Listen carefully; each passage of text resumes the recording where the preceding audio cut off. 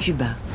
C'est l'histoire d'un petit pays, depuis toujours sous domination étrangère, qui rêva de bouleverser un ordre mondial établi où il ne pouvait trouver sa place. C'est l'histoire d'un homme au pouvoir pendant près de 50 ans, Fidel Castro, qui jamais ne renonça à ce rêve. Fidel n'a qu'un seul défaut. Il ne sait pas faire les choses à moitié. C'est l'histoire d'une révolution qui porta le combat bien au-delà de ses frontières. Le Vietnam était en guerre et nous voulions créer un, deux, trois, plusieurs Vietnam. C'était le mot d'ordre du Che. Dirigeants, membres de services de renseignement, diplomates cubains, américains, russes, en dévoilent pour nous les coulisses et les négociations secrètes. Réunis pour la première fois dans ce film, ils racontent. Cuba, à peine 110 000 km², se comportait presque comme une grande puissance.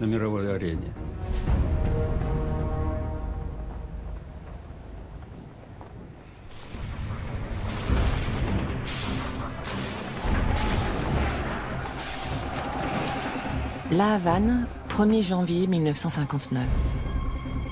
Un dictateur s'enfuit. C'est le président Batista, tenancier du bordel qu'est devenu Cuba, sous le joug des États-Unis et de la mafia américaine.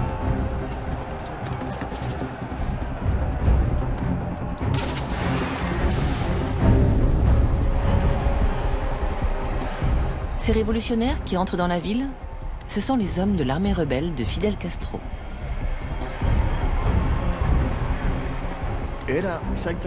Nous avons vécu un moment complètement fou. En peu de temps, beaucoup de choses ont commencé à changer. Il y avait un vent de changement. La police n'était plus la police, c'était autre chose. L'armée n'était plus l'armée, c'était une autre armée. Pour nous, les Barboudos, ces maquisards barbus qui venaient de la montagne, ils étaient devenus nos modèles. Ils représentaient un nouveau type d'individu. La jeune révolution est sociale. Elle s'inscrit dans l'aspiration de l'Amérique latine à se libérer de toute domination étrangère. Pour le moment, Fidel Castro affirme que sa révolution n'est pas communiste. Soucieux de rassurer son puissant voisin, il se rend à Washington. I wanted to state very clear to the people of the United States that I came here with a sincere feeling of friendship. Mais Richard Nixon, le vice-président américain, se méfie de ce jeune barbu en tenue de guerriero. Il passe 2 heures à lui faire la leçon sur le péril communiste. La rencontre tourne au dialogue de sourds. Fidel Castro juge Nixon condescendant. Nixon, lui, estime que Castro est un danger pour les intérêts américains. Ce rendez-vous manqué attire l'attention des soviétiques, qui ne savent pas encore à quoi s'en tenir sur Cuba. Ils s'intéressent de près à la situation stratégique de l'île, quelques dizaines de kilomètres seulement au large des États-Unis. Le vice-premier ministre soviétique, Anastas Mikoyan, se rend à la Havane, où il est accueilli par Fidel Castro. Mikoyan a déclaré à plusieurs reprises que pour lui, Cuba, c'était en quelque sorte la réalisation de ses idéaux de jeunesse. Il disait que les rêves qu'il nourrissait pour l'URSS étaient en train de se réaliser à Cuba. Mikoyan et Castro signent leurs premiers accords commerciaux. C'est le début d'une relation de 30 ans, où l'Union soviétique va devenir le principal et encombrant soutien de Cuba. Les compagnies américaines, qui dominent l'économie cubaine, refusent de raffiner le pétrole importé d'Union soviétique. Fidel Castro décide de les nationaliser, ainsi que des usines sucrières. Réponse immédiate. Les États-Unis rompent leurs relations diplomatiques avec Cuba.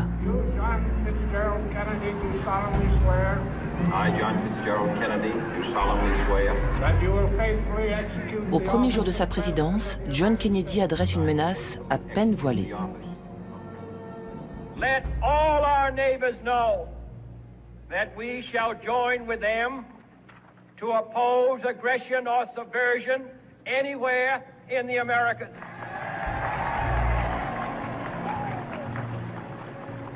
Yo a la hora de juzgar su política tengo que juzgar qué época vivió,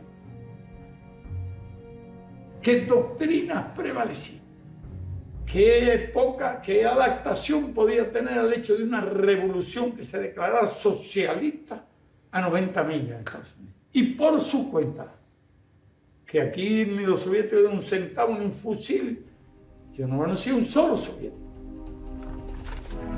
Les États-Unis cherchent en réalité à renverser Fidel Castro depuis plusieurs mois. La CIA recrute et entraîne secrètement des exilés cubains. Le 17 avril 1961, 1300 Cubains venus de Floride débarquent dans la baie des Cochons. Parmi eux se trouve un ancien compagnon de combat de Fidel Castro, maintenant passé à l'opposition. Cela a été évidemment un grand moment pour moi, parce que ça me permettait de retourner enfin dans ma patrie, ce qui est toujours émouvant quand on est un vrai nationaliste et un vrai patriote. Et puis, nous étions vraiment convaincus que nous allions gagner. Nous étions tous d'accord pour dire qu'on ne les laisserait pas passer. C'était notre décision. Nous étions prêts à tous les sacrifices pour les empêcher de passer. Fidel Castro dépêche des milliers de soldats dans la baie des Cochons pour contrer l'invasion.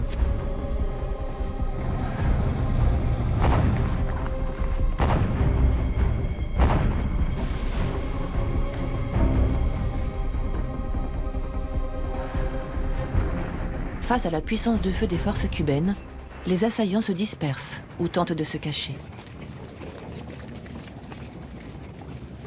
J'ai réussi à mettre la main sur un uniforme et je me suis fait passer pour un type de la milice. Sauf les bottes, parce que j'en ai pas trouvé. Alors j'ai gardé les miennes. Pendant que je dormais, j'ai senti quelqu'un me toucher. Ça m'a réveillé et j'ai dit « Salut camarade !» Mais ils m'ont tout de suite accusé d'être un envahisseur. Ils m'avaient repéré à cause de mes bottes, qui n'avaient pas du tout la même couleur. Napoléon Villaboa est fait prisonnier, comme plus de 1200 autres.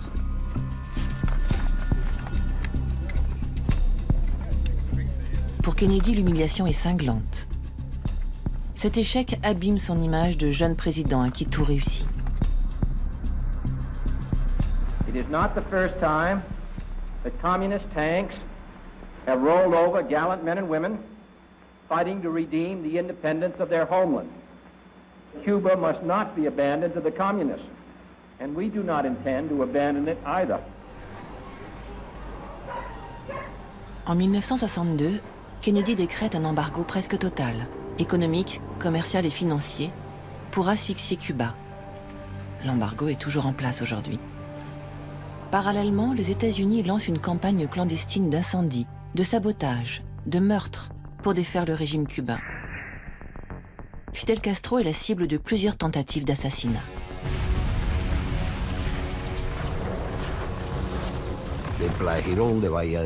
Après l'opération de la baie des Cochons, nous vivions plus ou moins dans un état de guerre permanent. À La Havane, un grand magasin a été incendié. Il s'appelait El Encanto et c'était l'enseigne la plus chic de la ville. De petits avions venaient de Miami et bombardaient les champs de canne à sucre.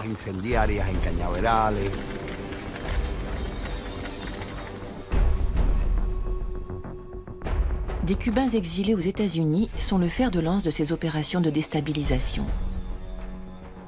Par avion ou en bateau, les expéditions armées se succèdent, jour après jour.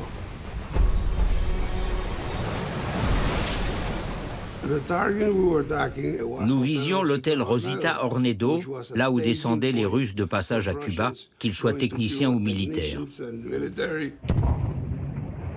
J'ai dû pilonner le restaurant à 5 reprises et le bâtiment une dizaine de fois. On utilisait des balles traçantes anti-blindées, ce qui fait qu'on pouvait suivre leur trajectoire.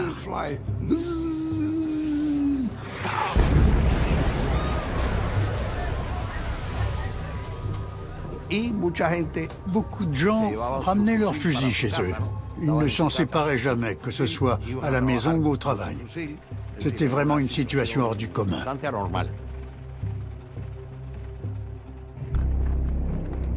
C'est alors que Nikita Khrouchtchev, dirigeant de l'Union soviétique, imagine de retourner radicalement la situation. L'île est menacée par les Américains? Et si l'URSS y installait des missiles nucléaires? Cette initiative, qui met tout simplement en cause l'équilibre stratégique mondial entre Est et Ouest, est censée protéger Cuba. En fait, les Cubains n'ont pas eu vraiment leur mot à dire. Nous n'avions pas besoin de missiles pour nous défendre. Nous l'avions prouvé au moment de la baie des Cochons, en infligeant une défaite à l'agression américaine.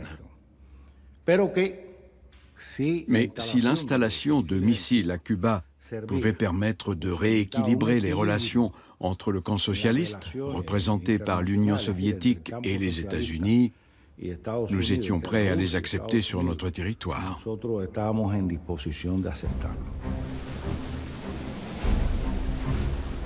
Plus de 80 navires soviétiques font route vers Cuba. À bord, les membres d'équipage sont déguisés en simples touristes.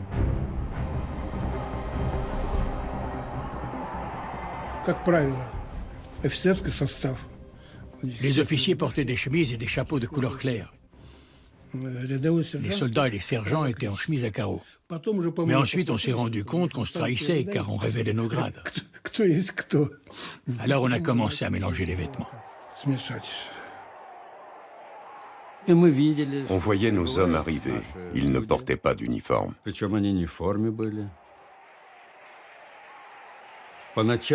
La nuit, d'énormes camions passaient, transportant on ne sait quoi.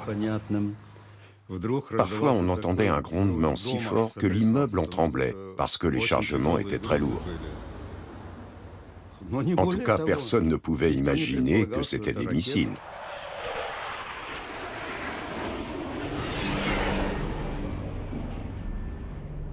Les missiles soviétiques ne restent pas secrets bien longtemps. Des avions espions américains les photographient et les clichés sont présentés au président Kennedy.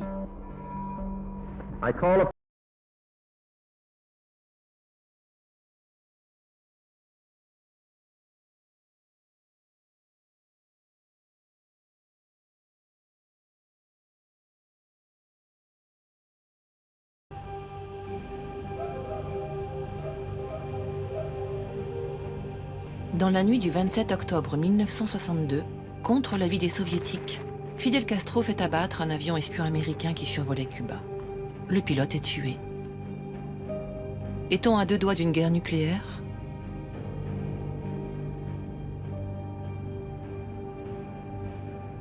Dans la nuit du 27 au 28 octobre, nous étions épuisés. Nous avions creusé des tranchées toute la journée. Quand nous sommes allés nous coucher, quelqu'un m'a demandé « Carlos, toi qui as lu un manuel de l'armée américaine sur la guerre nucléaire, qu'est-ce qu'il va se passer ce soir en cas d'attaque ?»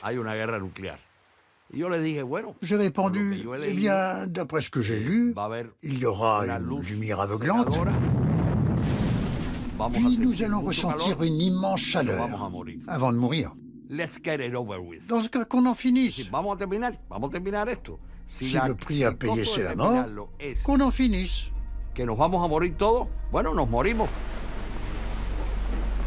La devise « la patrie ou la mort », cela voulait bien dire ce que ça voulait dire. La tension diplomatique est extrême. Le 28 octobre, Khrouchtchev recule. Il annonce le retrait des missiles soviétiques. Pour Fidel Castro, c'est une véritable trahison et une humiliation. Il apprend la nouvelle, comme tout le monde, dans les médias. Cela a été très mal pris à Cuba. Nous n'acceptions pas cette décision. Elle nous laissait vraiment un goût amer et un fort sentiment de désillusion. Comme son ami fidèle, Che Guevara, l'un des commandants de la Révolution, estime l'attitude soviétique inconséquente. On voyait en lui le partisan d'un rapprochement plus grand avec Moscou, il commence à émettre des critiques. Peu de temps après la crise des missiles, j'ai vu Che Guevara. Il se sentait personnellement responsable de la façon dont les choses s'étaient déroulées. Quand il était allé à Moscou pour envisager le déploiement des missiles soviétiques à Cuba, Khrouchtchev lui avait affirmé que l'Union soviétique assurerait la sécurité de Cuba par tous les moyens. Il a été vraiment blessé, et c'est sans doute à partir de ce moment-là que son rapport à l'Union soviétique a changé.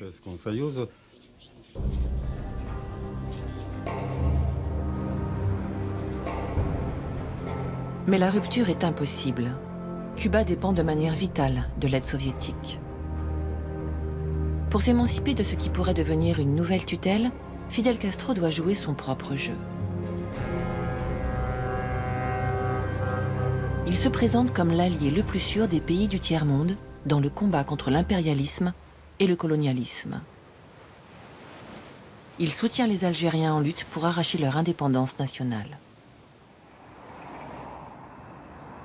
En janvier 1962, le diplomate algérien Lakhdar Brahimi rend visite à Fidel Castro. Brahimi attend toute la semaine le rendez-vous promis. Un jour, j'ai fini par dire, écoutez, il y a un avion demain, il faut que je le prenne. Alors, à 1h du matin, quelqu'un frappe à la porte de ma chambre d'hôtel. J'ouvre et je vois Fidel Castro en personne qui se tient là. J'ai voulu refermer la porte pour m'habiller.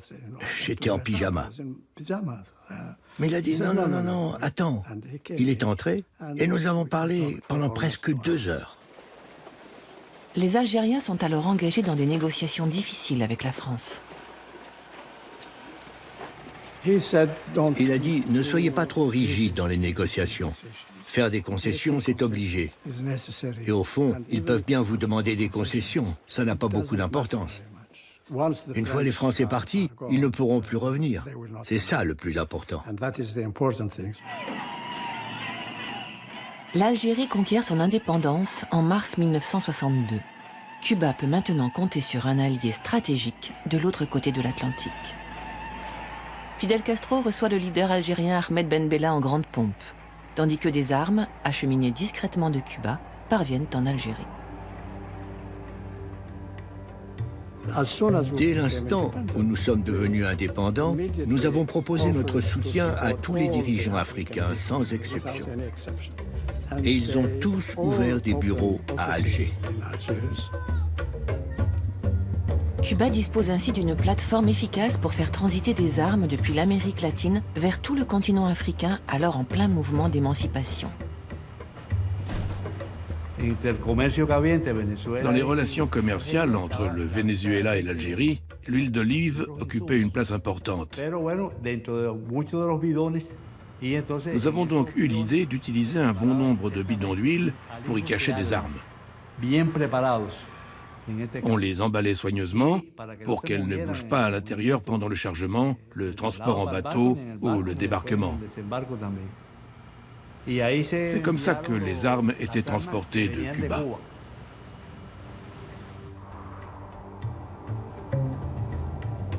Un an est passé. Un conflit frontalier oppose l'Algérie et le Maroc. À la demande de son allié algérien, Cuba dépêche de l'artillerie et des tanks, mais aussi des soldats. Pour la première fois, Fidel Castro montre qu'il est prêt à envoyer des troupes se battre sur un autre continent. Le président Ben Bella a sollicité une assistance militaire via notre ambassadeur. Il est venu à Cuba et la demande a été immédiatement acceptée. Une brigade de 686 combattants a donc été envoyée, répartie en 2 avions Britannia qui ont atterri à Alger et 2 bateaux cubains qui ont débarqué à Oran. Ils sont ensuite allés à la frontière marocaine au sud pour rejoindre la brigade. Ça a été une vraie épopée, surtout pour le petit pays qu'est Cuba, perdu dans les Caraïbes.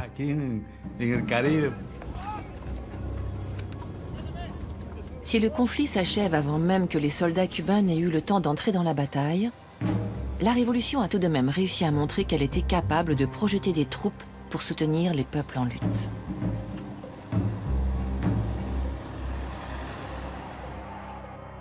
Et c'est exactement ce que préconise Che Guevara, qui arpente le monde au milieu des années 60. sa dénonciation de l'impérialisme américain se double d'une critique sévère de la stratégie de la coexistence pacifique, ce qui suscite la fureur des soviétiques.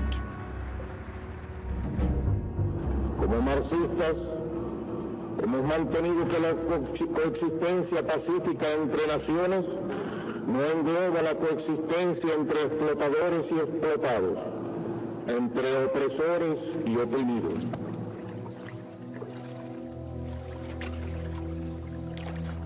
C'est au Congo que les révolutionnaires cubains vont maintenant mettre en œuvre leur stratégie. Une guérilla rebelle s'oppose à l'ancienne puissance colonisatrice belge et son protégé, le général Mobutu. Fidel Castro saisit l'occasion, envoie Che Guevara et une petite troupe de guerrieros prêter main forte aux combattants africains.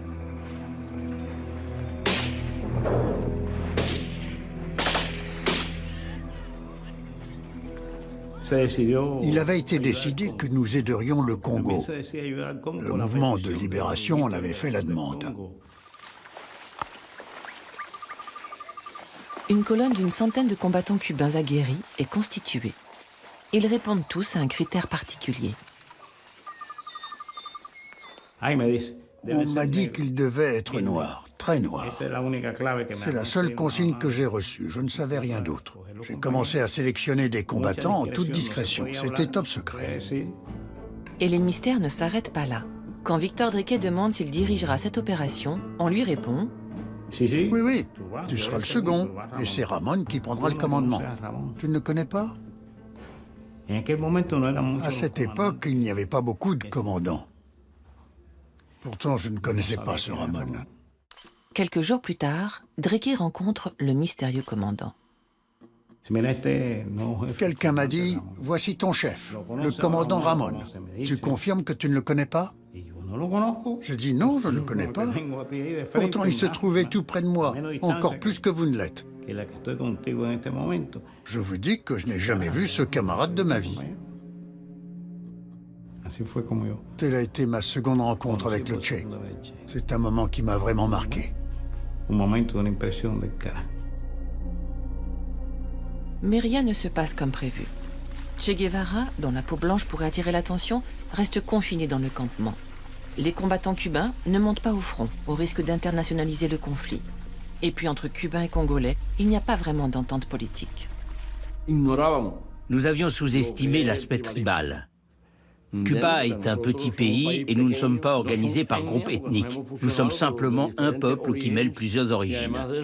Nous avons une conception très claire de la nation. Nous défendons Cuba car nous sommes cubains. Au Congo, c'était très difficile car chaque tribu se battait pour ses intérêts propres et son petit bout de terre. L'idée de nation n'avait aucun sens pour eux. Au bout de 6 mois, les Cubains quittent le Congo. Les forces soutenues par les États-Unis prévalent. Pour Cuba, c'est un échec. Mais Fidel Castro maintient sa stratégie. Multiplier les lignes de front pour desserrer la pression sur Cuba et, indépendamment des Soviétiques, développer la solidarité entre pays du Sud. En janvier 1966, Fidel Castro accueille le plus grand rassemblement d'organisations révolutionnaires qui ait jamais eu lieu, la conférence tricontinentale.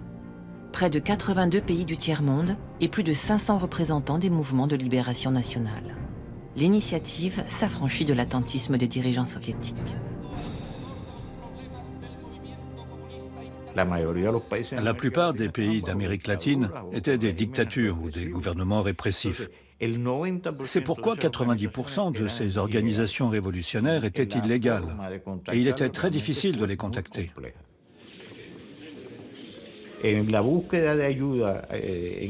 Pour l'approvisionnement en armes, le ministère cubain des Forces armées avait créé un département spécialisé qui gérait le transport et la livraison au mouvement de libération nationale et qui formait autant d'hommes que nécessaire.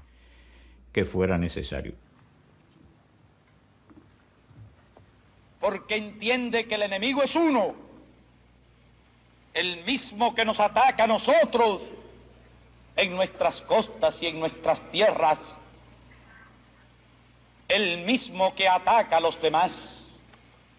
Y por eso decimos y proclamamos que con combatientes cubanos podrá contar el movimiento revolucionario en cualquier rincón de la tierra. La tricontinentale désigne les États-Unis comme les ennemis du genre humain. Ils sont affaiblis par la guerre qu'ils mènent au Vietnam. Le moment est venu de les prendre de revers dans leur chasse gardée, le sous-continent latino-américain. La Bolivie, qui se situe au centre de la péninsule, intéresse tout particulièrement Fidel Castro et Che Guevara. Pour le Che, la Bolivie était alors l'endroit idéal pour mettre sur pied un camp d'entraînement pour former des révolutionnaires venus de toute l'Amérique latine. L'idée était de renvoyer ensuite ces nouveaux guérilleros dans leur pays limitrophe avec la Bolivie.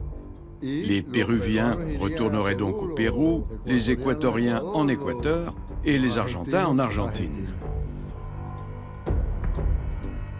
Le Vietnam était en guerre et nous devions créer plusieurs Vietnams. C'était le mot d'ordre du Che. Pas question pour Che Guevara que l'histoire du Congo se reproduise. Cette fois, il veut commander la guérilla et mener l'offensive.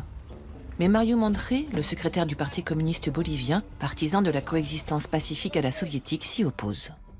Qui allait diriger la guérilla? C'est tout ce qui comptait. Mandré, en tant que Bolivien et secrétaire du parti, estimait que c'était lui qui devait être à la tête de la guérilla. Mais Che Guevara, en tant qu'internationaliste et latino-américain, considérait que c'était à lui que revenait la direction. Entonces, él me dijo, yo no te puedo dar la dirección revolucionaria, no te puedo dar la dirección porque tú no crees en la guerrilla, tú tienes planes diferentes. Le planteé la necesidad de levantar, de preparar en escala nacional un partido, una organización militar capaz de impulsar una revolución en un momento de crisis, que hayan ciertas condiciones. El Che cuando regresa se ponía problemas. Así, ya se producía allí hay una bronca entre el dirigente del Partido Comunista que tenía gente allí, monja.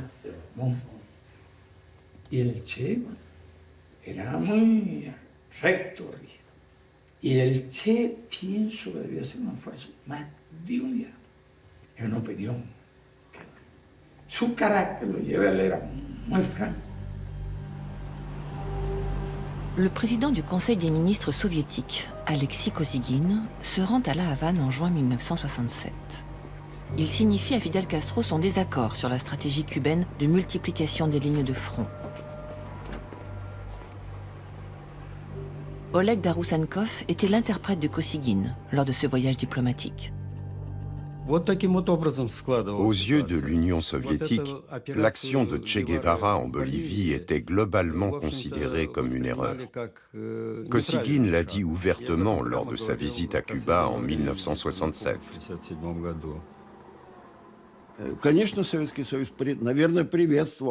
Bien sûr que l'Union soviétique aurait été heureuse de voir apparaître 5 nouveaux Vietnam ou plus. Mais à quel prix? Je ne sais pas. C'est difficile d'en parler. C'est la question essentielle. Est-ce que les conditions internes à un changement révolutionnaire dans tel ou tel pays étaient réunies? Si elles ne l'étaient pas, organiser une révolution semblait très problématique.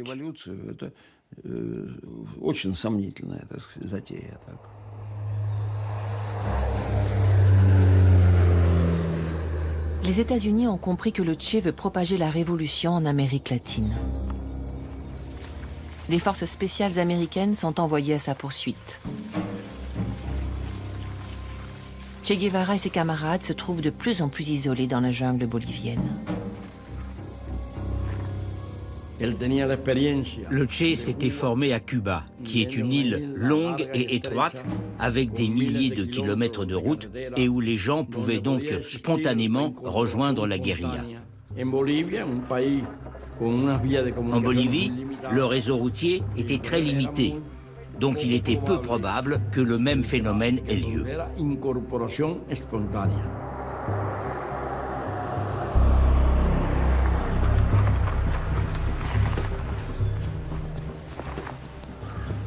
Traqués par la CIA et les forces boliviennes, les partisans de la guérilla sont arrêtés et torturés. Le Che est capturé en octobre 1967. Le lendemain de son arrestation, il est exécuté.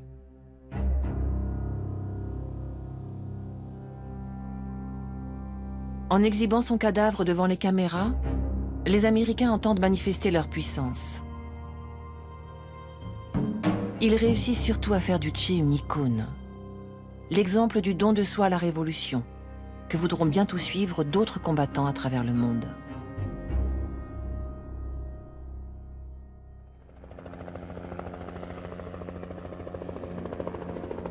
« 1974. Les États-Unis retirent leurs troupes du Vietnam. Après cette grande défaite, Henry Kissinger, maître de la diplomatie américaine, aux côtés de Richard Nixon, adopte une nouvelle stratégie, réaliste, la détente avec les pays communistes. Et les pays d'Amérique latine vont dans le même sens. Il faut alléger le blocus de Cuba, disent-ils. Kissinger pense que le moment est venu de prendre langue avec Fidel Castro. Il voit une occasion se présenter lorsqu'il apprend que deux journalistes, Kirby Jones et Frank Mankiewicz, s'apprête à se rendre à La Havane pour réaliser un documentaire sur Castro. Frank Mankiewicz tombe sur le secrétaire d'État Kissinger à une soirée. Ils n'étaient pas amis au point de se retrouver autour d'un barbecue. C'était plus dans le style « Bonjour, monsieur le secrétaire d'État, bonjour Frank », ce genre de relation mondaine. Et quand Frank lui raconte qu'il part bientôt pour Cuba, Kissinger lui demande s'il peut remettre une lettre manuscrite non signée à Fidel Castro. Les Américains n'avaient pas eu le moindre contact avec les dirigeants cubains depuis la rupture des relations diplomatiques 13 ans plus tôt. Frank Mankiewicz et Kirby Jones ont pris avec eux une lettre non signée. À mon sens, le point le plus important était que Kissinger y disait que malgré les divergences profondes qui existeraient toujours entre Cuba et les États-Unis, il fallait sortir de cette hostilité perpétuelle entre les deux pays.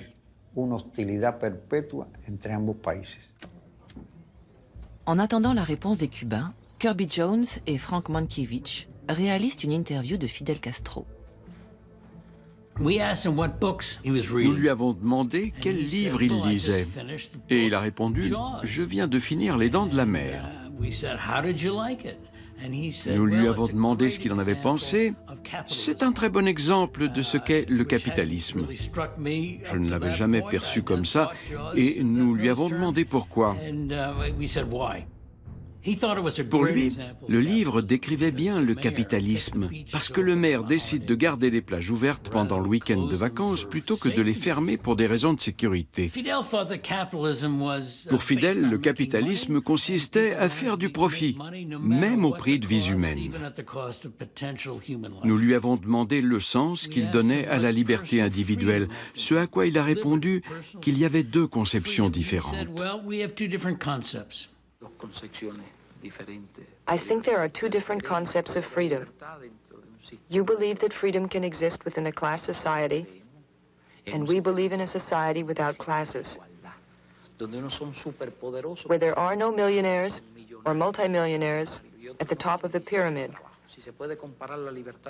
I wonder if you can compare the freedom of the millionaire with that of the beggar. Kirby Jones et Frank Mankiewicz doivent repartir à l'aéroport. Ils n'ont toujours pas de réponse à la lettre de Kissinger. Fidel est venu nous saluer au moment du départ. On se disait au revoir et je lui ai demandé s'il avait une réponse à la lettre. Il a alors fouillé dans sa poche et m'a dit « La voilà ». Sa réponse, c'était « Oui, je suis intéressé, continuons à discuter ». La tactique de Kissinger semble fonctionner. We see no virtue in perpetual antagonism between the United States and Cuba. Our concern relates above all to Cuba's export of revolution. Pour mener des discussions secrètes avec les Cubains, Kissinger fait appel à un diplomate spécialiste de l'Amérique latine, William Rogers, et à son négociateur en chef, Larry Gelberger. Ce dernier est assisté par Wes Egan, qui a alors 29 ans. Egelberger m'a dit « Allez Egan, on va à New York. Tout ce que tu auras à faire, c'est prendre des notes, rédiger le compte-rendu et la fermer. » Dans l'un des hôtels les plus luxueux de New York, les diplomates américains semblent avoir tout prévu. J'avais l'impression qu'il était tout à fait possible que les États-Unis se soient donné les moyens d'enregistrer la conversation. Il y avait même un bouquet de fleurs posé sur la table entre eux et nous. Les négociateurs commencent par présenter leur point de vue. Pour les Américains, Cuba doit cesser d'exporter la révolution à travers le monde.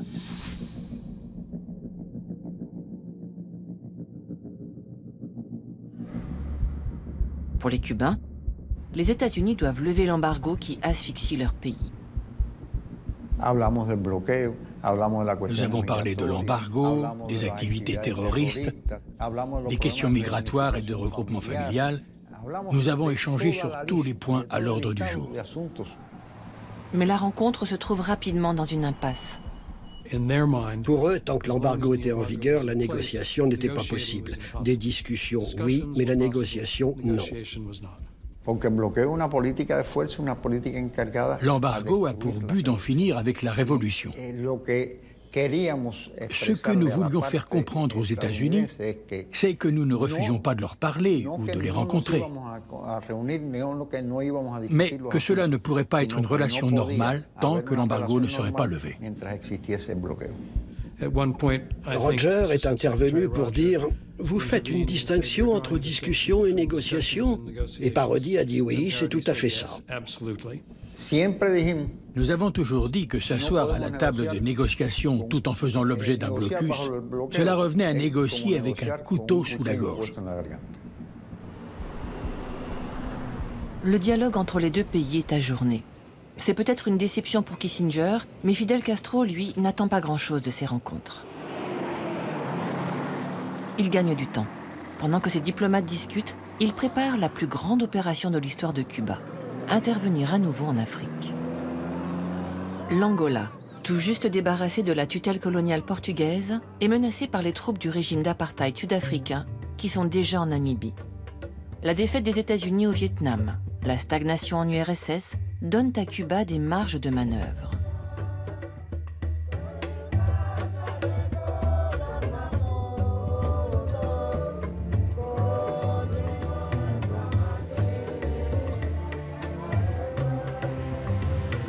Fidel Castro répond à l'appel que lui a lancé le MPLA, le mouvement de libération angolais soutenu par les pays socialistes. Cuando se produce la invasión de Angola por tropas regulares de África del Sur, no podíamos cruzarnos de brazos. Y cuando el MPLA solicitó nuestra ayuda, le ofrecimos la ayuda necesaria. Il s'agit de frapper un grand coup. L'heure n'est plus à la guérilla, comme au Congo, mais à une véritable guerre. Pendant l'année 1975, plus de 7000 soldats cubains sont arrivés en Angola avec armes et bagages. Pour les diplomates américains qui croyaient que Cuba voulait encore négocier avec eux, c'est tout simplement incompréhensible. Comment l'intervention en Angola pouvait être plus importante que la normalisation des relations avec son principal adversaire? Ça n'a pas de sens. C'est sûr, ils savaient bien que ça compromettrait toute avancée vers la normalisation. Pourquoi ont-ils fait ça? Les Américains sont persuadés qu'en fait, c'est l'Union soviétique qui agit en sous-main en se servant des Cubains. The Soviet Union has sent close to $200 million worth of military equipment to Angola in the last 9 months. In addition to that, between 5,000 and 7,000 Cuban military forces are in Cuba, are in Angola, and in fact, they seem to be everywhere except in Cuba. Kissinger se trompe. L'Union soviétique ne contrôle pas les forces cubaines en Angola. D'ailleurs, les Cubains en ont-ils même parlé à leurs alliés? Non, pas du tout. L'Union soviétique a été mise devant un fait accompli. Les Cubains se préparaient à participer à une opération militaire en Angola.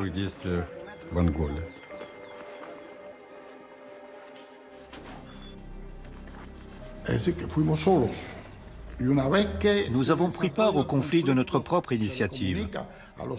Et c'est une fois sur place que nous avons informé les Soviétiques de nos intentions. Nous avons sollicité leur aide en leur demandant de s'occuper du transport des soldats de Cuba en Angola et d'Angola à Cuba. Le gouvernement cubain aimait prendre des risques, et la plupart du temps, cela fonctionnait. En prenant cette décision, ils nous ont donné une responsabilité particulière à notre insu, d'une certaine manière. Une telle opération nécessitait un effort financier très important, car il fallait livrer des armes supplémentaires. Naturellement, cela a représenté un fardeau pour notre pays au niveau économique. Il ne faut pas l'oublier.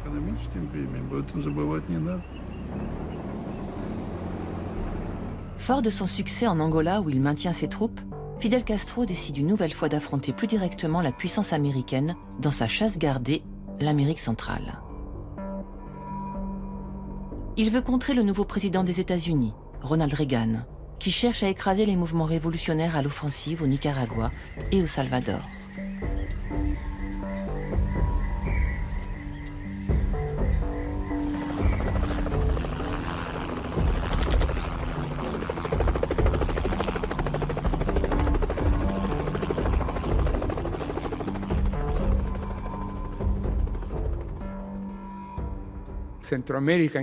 En Amérique centrale, à cette époque, les États-Unis ont fermé les yeux sur un véritable génocide au Guatemala, tout en gouvernant plus ou moins le Salvador. Dans la guerre à laquelle j'ai pris part, il n'y avait pas d'alternative. Soit nous devenions les alliés de Cuba afin d'obtenir des armes, soit on allait se faire tuer. Et je ne serai plus là pour en parler.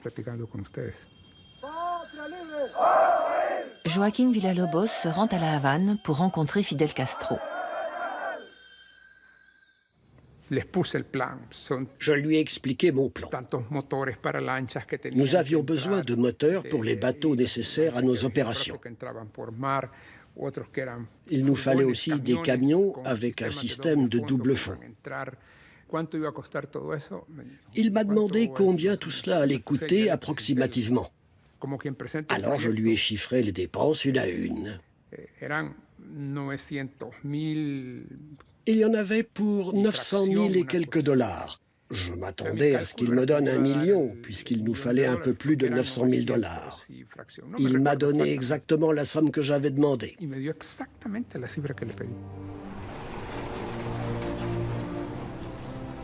Cuba est toujours sous embargo.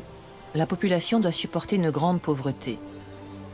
Dans de telles conditions, le soutien ruineux aux guérillas étrangères peut paraître irrationnel. C'est pourtant le seul moyen, selon Fidel Castro, de desserrer l'étau imposé au pays. C'est pour cela aussi que Cuba continue de soutenir l'Angola. 10 ans après le début du conflit, le contingent cubain y compte 35 000 hommes, et ce chiffre augmente chaque semaine.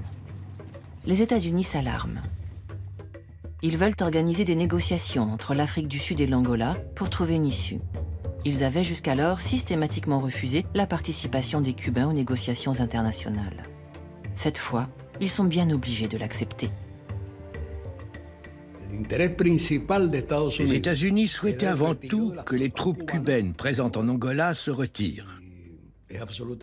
Il est tout à fait ridicule d'imaginer qu'une nation réclame le retrait des troupes d'un autre pays sans que celui-ci ne fasse partie du processus de négociation. Il nous a fallu du temps pour faire accepter aux États-Unis que Cuba participe aux négociations aux côtés de l'Angola. La présence de La Havane à la table des négociations en 1988 est une première victoire pour la révolution. Cuba est enfin reconnu comme un interlocuteur à part entière sur la scène internationale, et notamment par l'ennemi de toujours.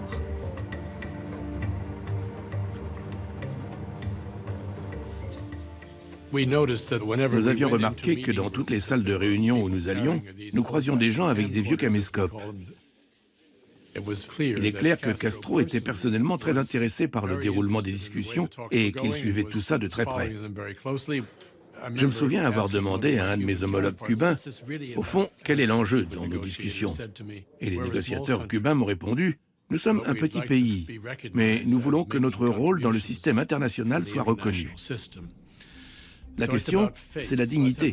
J'ai répondu, mais de combien de dignité a besoin Cuba? Et il m'a répondu, beaucoup de dignité. Beaucoup.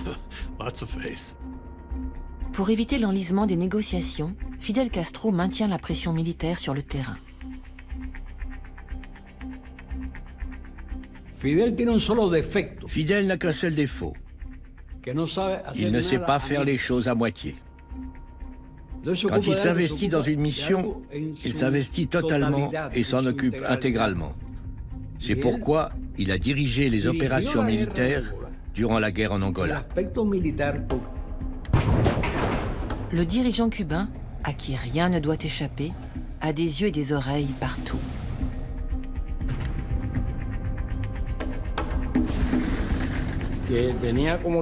Ma mission consistait à aller en Angola pour voir de mes propres yeux ce qui s'y passait comme le voulait Fidel.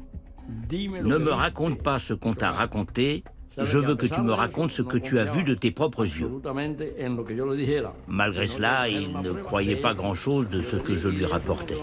Alors je n'ai pas eu d'autre choix que de m'équiper d'une caméra pour qu'il commence à me croire.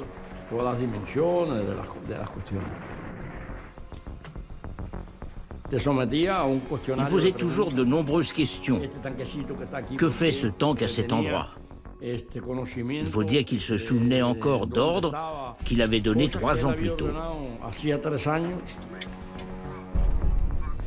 Quel qu'en soit le prix, Fidel Castro déclenche un nouvel afflux massif de troupes cubaines. Il envoie 20 000 soldats supplémentaires.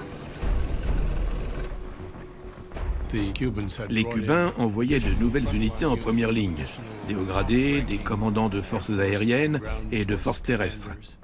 Un total de 50 000 hommes à ce moment-là en Angola.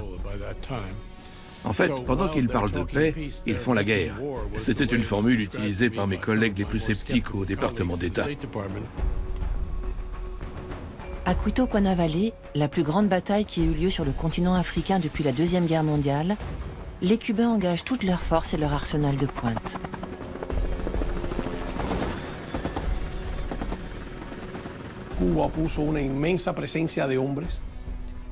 Cuba a envoyé un nombre d'hommes incroyable, avec un niveau d'armement hors norme, bien supérieur à ce qui se pratiquait habituellement. L'objectif était d'obtenir des unités de taille moyenne bien pourvues en véhicules, en artillerie terrestre et en artillerie antiaérienne de haut niveau. Cuba a également construit 2 aéroports sur place, un changement radical dans le contrôle stratégique de l'espace aérien.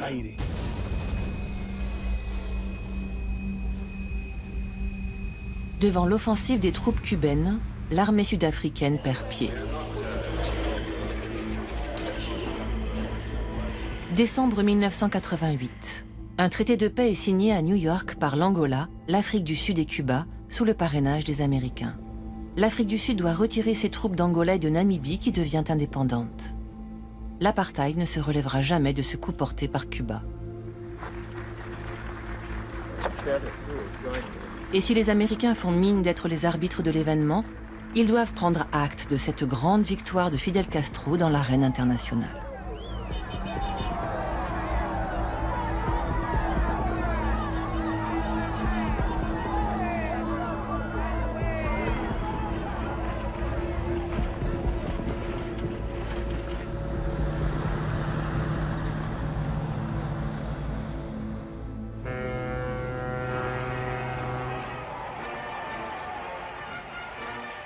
Nous ne sommes pas allés en Angola pour y exploiter les ressources et nous approprier leurs richesses, comme les États-Unis l'ont toujours fait historiquement partout dans le monde.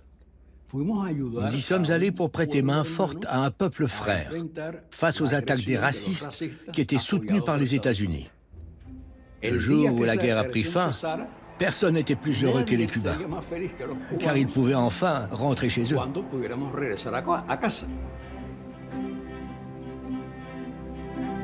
Au moment où les troupes cubaines quittent victorieuses l'Afrique australe, rien ne laisse présager le revers de l'histoire que Cuba va bientôt devoir affronter. Dans une Union soviétique épuisée par la course aux armements avec l'Amérique de Reagan, Mikhaïl Gorbatchev, le nouveau dirigeant, lance la perestroïka, la réforme du système socialiste et l'ouverture à l'Occident. Le soutien à Cuba devient dérangeant. Fidel Castro se méfie de ce nouveau dirigeant qu'il trouve docile face aux États-Unis. Mais lorsque les deux hommes se rencontrent à La Havane en avril 1989, ils font comme si de rien n'était. Ces désaccords n'apparaissaient pas au grand jour. On les camouflait. Tout semblait sans aspérité de part et d'autre. Gorbatchev cherchait à convaincre Fidel Castro que la perestroïka était une bonne chose et que Cuba ferait mieux d'adopter ses idées. Fidel, de son côté, répondait poliment que ça ne convenait pas aux Cubains et que ça pouvait avoir de lourdes conséquences.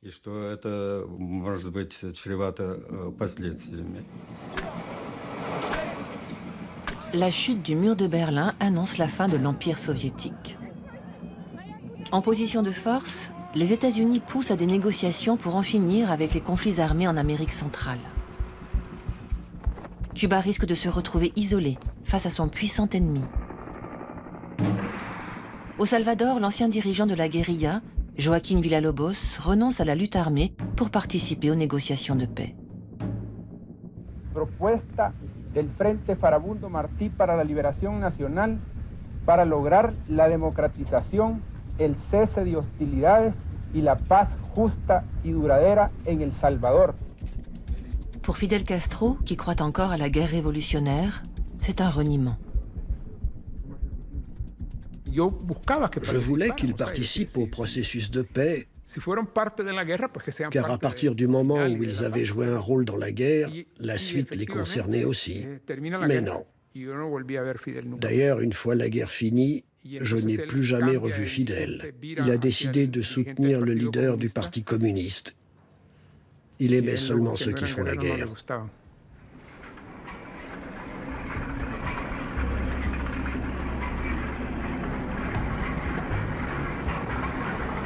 En Union soviétique, Mikhaïl Gorbatchev est renversé par un coup d'État, fomenté par les tenants de la ligne dure au sein du Parti communiste, les plus proches de Cuba. Gorbatchev retrouve son fauteuil 5 jours plus tard, mais l'Union soviétique est au bord du gouffre. Le secrétaire d'État américain James Baker saisit l'occasion. Il se précipite au Kremlin pour offrir son aide à Gorbatchev. Lorsque Gorbatchev a fini de nous raconter le moment éprouvant qu'il venait de traverser, il a continué, et ce n'est pas très surprenant, en insistant sur l'importance du processus de réforme. Il disait qu'il avait vraiment besoin de notre aide, besoin d'un soutien économique qui permettrait de montrer que les réformes portent leurs fruits. Baker, qui a appris que l'URSS envisage de retirer ses troupes de Cuba, pousse Gorbatchev dans ce sens. Une chose qui pourrait nous pousser à vous fournir notre assistance, ce serait de démontrer clairement que dans les circonstances où vous êtes, à court de ressources, vous n'allez pas augmenter vos dépenses à Cuba. Et je veux dire, ça coûte de l'argent d'avoir des militaires là-bas. C'est un résidu d'un autre temps.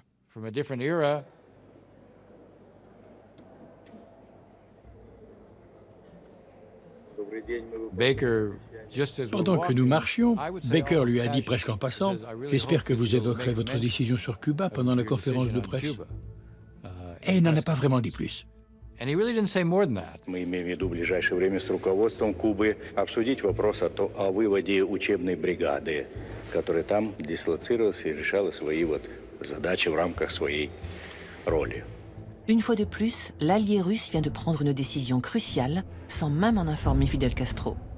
I would not characterize that as a small gesture.